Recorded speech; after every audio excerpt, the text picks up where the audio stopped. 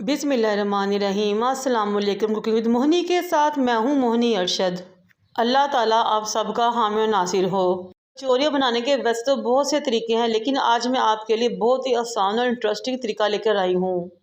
चलें बग़ैर टाइम ज़ाया के इस मज़ेदार सी रेसिपी को स्टार्ट करते हैं।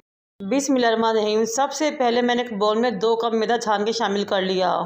फिर मैंने 1 टीस्पून नमक, 1 टीस्पून अजवाइन शामिल की। 4 टेबलस्पून मैंने इसमें कुकिंग ऑयल के शामिल किए। वैसे तो इसमें घी जाता है, लेकिन मेरे पास घी मौजूद नहीं था, इसलिए मैंने ऑयल ही शामिल कर दिया। अब इन तमाम चीज़ों को अच्छे तरीके से मिक्स करूँगी यहाँ तक कि क्रम्स बन जाएं। फिर पानी लगाते हुए डो रेडी कर लेंगे, लेकिन इस बार ख्याल है कि डो ज़्यादा हार्ड ना हो बल्कि सॉफ्ट साइड पे हो, क्योंकि कचौरी की डो सॉफ्ट साइड पे होती है, हार्ड नहीं होती। आखिर में मैं 1 से 2 ड्रॉप्स ऑयल के लगा के डो को नीट करूँगी। इस टाइम पे 1 से 2 ड्रॉप्स ऑयल लगाने से डो बहुत ही ज़बरदस्त हो जाती है और बहुत ही क्रिस्पी बनती है। डो गूंद चुकी है, ऑयल से ग्रीस करूँगी, कवर करके छोड़ दूँगी 15 से 20 मिनट के लिए रेस्ट पे, ताकि अच्छे तरीके से सेट हो जाए। दूसरी तरफ एक बर्तन को चूल्हे पर रखेंगे, इसमें 2 टेबलस्पून ऑयल के शामिल करेंगे। हाफ टी स्पून अदरक पेस्ट शामिल करेंगे और फ्राई करना शुरू करेंगे। जब इसमें खुशबू आना शुरू हो तो एक मीडियम साइज़ का प्याज स्लाइस करेंगे, शामिल कर देंगे।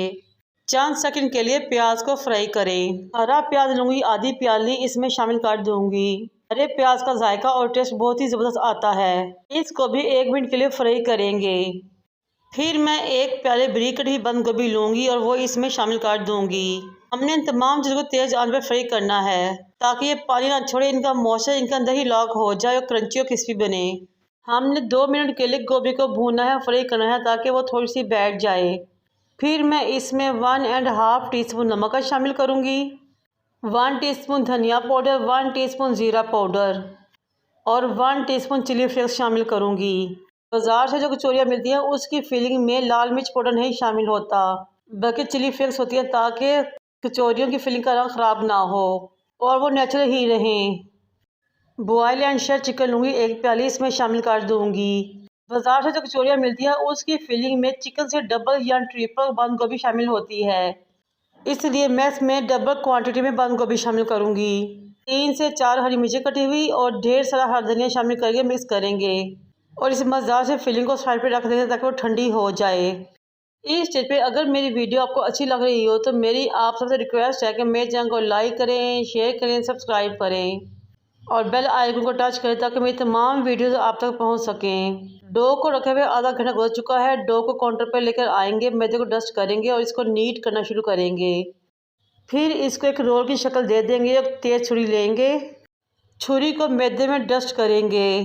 एक टिप की बात, जब भी आप कोई डो काटें या पराठों के लिए लच्छे बनाएं या फिर रोल को काटें, जिस तरह कि मैं काट रही हूँ, तो हमेशा कटर को या फिर पिज़्ज़ा कटर को या छुरी को मैदे में ज़रूर डस्ट करें, ताकि हमारी कटिंग बहुत स्मूथली हो सके।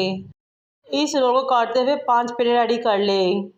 अब इनको अगेन 10 मिनट की रेस्ट दें। फिर एक पेड़ को काउंटर पर लेकर आएँ, मैदे को डस्ट करें, बेलना शुरू करें। हमने इसको बेलते बारीक सी रोटी रेडी कर लेनी, जिस तरह की पूरी होती है, ना बहुत ज़्यादा मोटी ना बहुत ज़्यादा पतली, बल्कि बिल्कुल पूरी जैसी एक रोटी बेलनी है।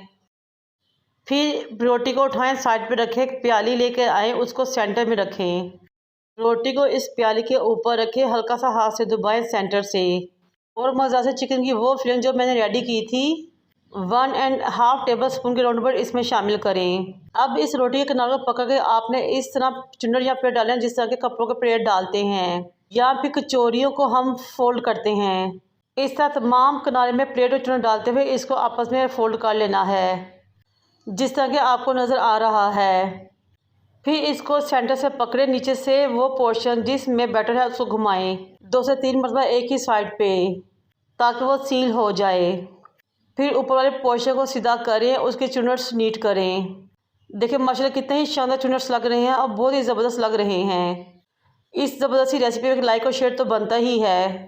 अब इस कचौरी के बैक साइड पे पानी को ग्रीस करें चारों तरफ। फिर कचौरी को सीधा करें और ऊपर वाले चुनट वाले पोर्शन को इसके साथ लगाकर जोड़ना शुरू करें, सील करना शुरू करें। आपने चुनट को इसी तरह ही सील करना है जिस तरह के ऊपर हमने डाले हैं।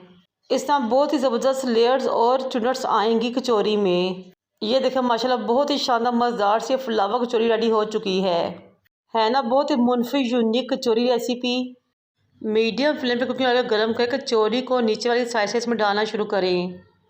फ्लेम आपने बिल्कुल नॉर्मल सी रखनी है, बहुत हाई नहीं रखनी। तकरीबन 10 से 12 मिनट बाद जब ये फ्राई हो जाए तो इसकी साइड चेंज करें। क्योंकि इसमें डबल लेयर है इसलिए इसको फ्राई करने में टाइम लगेगा। अगर हम इसको तेज़ आंच पे फ्राई करेंगे तो ये बाहर से पक जाएगी और अंदर से कच्ची रह जाएगी। तकरीबन इसका टोटल फ्राइंग टाइम 18 से 20 मिनट होगा मीडियम फ्लेम पे।